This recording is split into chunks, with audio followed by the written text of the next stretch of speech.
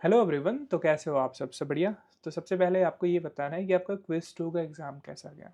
I hope कि अच्छा गया होगा। तो आपके दिमाग में ये आ रहा होगा कि ये वीडियो किसके रिलेटेड है। तो देखो, ये वीडियो होने वाला है एंड टर्म के एग्ज़ाम से रिलेटेड कि एंड टर्म का एग्ज़ाम का मतलब इम्पोर्टेंस कितना है आपके फाइनल स्कोर में। ठीक है, तो वो हम डिस्कस कर रहे होंगे। तो सबके पास ग्रेड डॉक्यूमेंट होगा, उसमें ये आपको इसका जो स्कोर कैलकुलेट करने का तरीका है, फाइनल स्कोर, वो दिया गया होगा। ये कुछ इस तरीके से आपको फाइनल जो स्कोर है वो कैलकुलेट किया जाता है, टोटल नंबर कैलकुलेट किया जाता है। जिसमें आप ये देख रहे हो, इसमें 0.1 जो परसेंट है, 0.1 है वो ग्रेडेड असाइनमेंट का है। ठीक है, फिर आपका इसमें एफ दिख रहा है यानी कि एंटम है। फिर आपका क्विज 1 का स्कोर, फिर क्विज 2 का स्कोर, इस तरीके से कैलकुलेट होता है। तो मैं इस फार्मूले को थोड़ा सा सिंप्लीफाई करता हूँ। ठीक है, तो इसमें देखो 3 सेगमेंट है। देखो, पहला सेगमेंट है कि 0.1 ग्रेडेड असाइनमेंट का, यानी कि जो 10% है वो ग्रेडेड असाइनमेंट से ले आता है। ग्रेडेड असाइनमेंट क्या है, ये जीए क्या है, ये average score in first 10 weekly graded assignment. जो आपको वीकली ग्रेडेड असाइनमेंट थे उसमें से फर्स्ट 10 का एवरेज स्कोर जीएए में आता है, उसका 10% लिया जाता है। ठीक है, और फिर देखो, ये दूसरा पार्ट है। मैं दूसरा वाला जो पार्ट है उसको मैं बाद में समझाऊंगा, यानी कि आगे समझाऊंगा। ये सेकेंड वाला पार्ट है। ठीक है, और ये थर्ड पार्ट क्या है, ये बोनस मार्क होता है। ये कुछ सब्जेक्ट्स में दिया जाता है, जैसे स्टैट्स 2 हो गया, आपका स्टैट्स 1 हो गया, इसमें आपका ये थर्ड पार्ट होता है। तो पहला तो 0.1 ग्रेडेड असाइनमेंट यानी कि 10% जी ग्रेडेड असाइनमेंट का। सेकंड पार्ट मैं आपको ये बताऊंगा, उसका कुछ नंबर।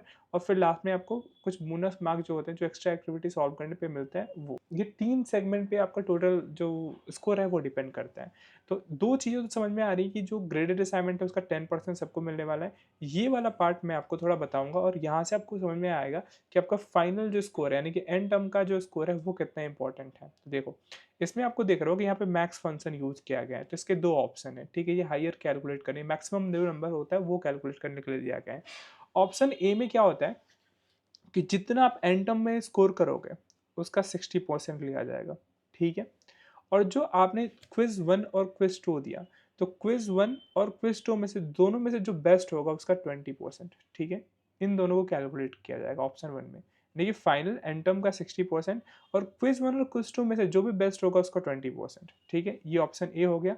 ऑप्शन बी में क्या होता है कि फाइनल एग्जाम यानी कि एंड टर्म का 40% लिया जाएगा, क्विज 1 का 20% लिया जाएगा और क्विज 2 का 30% लिया जाएगा। ठीक है, और इनको क्या किया जाएगा, ऐड किया जाएगा।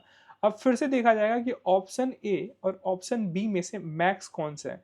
तो जो मैक्स नंबर आएगा वो क्या होगा, वो आपको यहाँ पे ऐड हो जाएगा। ठीक है, यहाँ पे मैक्स फंक्शन यूज किया गया है। तो यहाँ पे आप वेटेज देख रहे हो कि जो एंड टर्म का एग्जाम है उसका सबसे ज्यादा वेटेज दिखाई दे रहा है। ऑप्शन ए में 60% वेटेज एंड टर्म का है, और फिर आपका ऑप्शन बी में क्या है, एंड टर्म का वेटेज क्या है, 40%।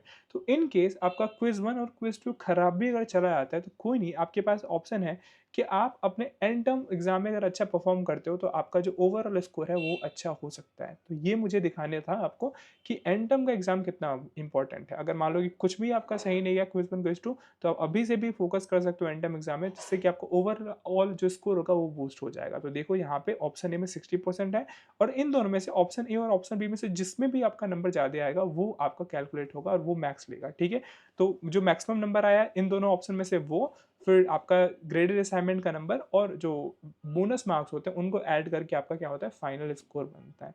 तो आई होप कि आपको समझ में आ गया होगा कि कितना इंपॉर्टेंस है आपके एंड टर्म एग्जाम का। तो अगर आपको एंड टर्म एग्जाम अगर आपका नज़दीक है, जो 21 दिसंबर को है, अगर आपने तैयारी नहीं किया, अगर आपका ओवरऑल जैसे क्विज 1 और क्विज 2 खराब गया, तो कोई टेंशन लेने की जरूरत नहीं है। अभी भी आपके पास चांस है कि अपने स्कोर को बूस्ट कर सकते हो, तो आप एंड टर्म के एग्जाम में लग जाओ। अब देख लेते हैं इसका सिलेबस क्या होने वाला है। तो फाउंडेशन की अगर मैं बात करूँ, तो जो फाउंडेशन लेवल में है, जैसे कंप्यूटेशनल थिंकिंग हो गया, ये आपका सीबीटी मोड में होने वाला है। इसका जो एंड टर्म का सिलेबस होता है वो वीक 1 से लेके वीक 12 तक होता है। सबका ही एज इट इज़ है, लेकिन जो प्रोग्रामिंग पाइथन है उसमें वीक 1 से लेके वीक 10 तक क्या होता है, एंड टर्म का आपका सिलेबस होता है। ठीक है, ऐसे ही आपका स्टैटिक्स 2 और मैथ्स 2 का भी क्या होता है, वीक 1 से लेके वीक 12 तक होता है। लेकिन यहाँ पे एक इंपॉर्टेंट है चीज़, वो ध्यान रखना कि जो वीक 1 से 12 के जो सारे कॉन्सेप्ट है वो तो यूज़ होते हैं, लेकिन जो वेटेज ज़्यादा होता है ना, वो 9 से लेकर 12 तक वीक का होता है। ठीक है, 9, 10, 11, 12। ठीक है, 9, 10, 11 और 12 जो वीक का कंटेंट होता है, उसका जो भी डेटा होता है वो काफ़ी इंपॉर्टेंट हो जाता है। उससे पीछे वाले भी वीक के पूछे जाते हैं, लेकिन सबसे वेटेज किसका ज़्यादा होता है, वो वीक 9 से लेकर 12 तक का होता है, ठीक है। अब आपको कैसे प्रिपेयर करना है, क्या क्या इंपॉर्टेंट है, तो सबसे जो इंपॉर्टेंट है, अगर आप एंड टर्म में अच्छा स्कोर करना चाहते हो, तो वीक 9 से लेकर 12 तक जो भी है, जितने भी आपके ग्रेड असाइनमेंट आते हैं, ठीक है, उनको आप अच्छे से प्रिपेयर करो। ग्रेड असाइनमेंट हो गया। दूसरा दूसरा जो हो गया पीवाईक्यू। अब पीवाईक्यू केवल लास्ट वाला से नहीं काम चलेगा। पीवाईक्यू जो होगा वो रिसेंट के 3 वाले पीवाईक्यू आप सॉल्व कर लो, ठीक है, इससे प्रैक्टिस करो। तो 3 पीवाईक्यू अगर सॉल्व करते हो तो आपके लिए काफ़ी फ़ायदा होगा। आपको पैटर्न पता चल जाएगा कि किस पैटर्न के क्वेश्चन पूछे जाते हैं, और ऐसा भी कभी-कभार होता है कि सेम पैटर्न के भी क्वेश्चन रिपीट हो जाते हैं, ठीक है। सेम थोड़ा बहुत वैल्यू चेंज हो गया तो सारे के सारे रिपीट हो जाते हैं। ग्रेड असाइनमेंट, पीवाईक्यू, और आपके पास फिर से अगर टाइम बचता है तो जो लास्ट में जो मॉक टेस्ट रिलीज़ होता है ना, जो मॉक टेस्ट आईआईटीएम के द्वारा रिलीज़ किया जाता है, उनको आप मॉक टेस्ट को परफॉर्म कर लो।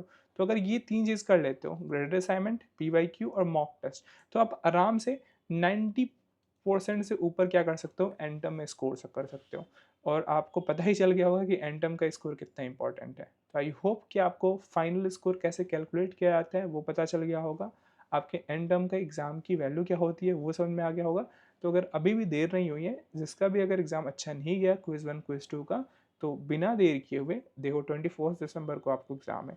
अगर आप अभी से रेस्ट करना शुरू करोगे तो फिर आप नहीं कवर कर पाओगे, आपके पास टाइम कम है, तो अभी से प्रिपेयर करना शुरू कर दो एंड टर्म एग्ज़ाम के लिए। फिर उसके बाद आप रेस्ट ले सकते हो। कुछ दिन के बाद आपका जो ये टर्म खत्म होगा, सितंबर टर्म, तो आपको थोड़ा बहुत रेस्ट मिल जाएगा, फिर उसमें रेस्ट करना है। तो अभी से अभी अभी तुरंत से वीडियो देखने के बाद से तुरंत आप पढ़ाई में लग जाओ, एंड टर्म की प्रिपरेशन स्टार्ट कर दो। आई होप कि आपको सब कुछ समझ में आ गया होगा। तो मिलते हैं नेक्स्ट वीडियो में नेक्स्ट टॉपिक के साथ। जय हिंद, जय भारत।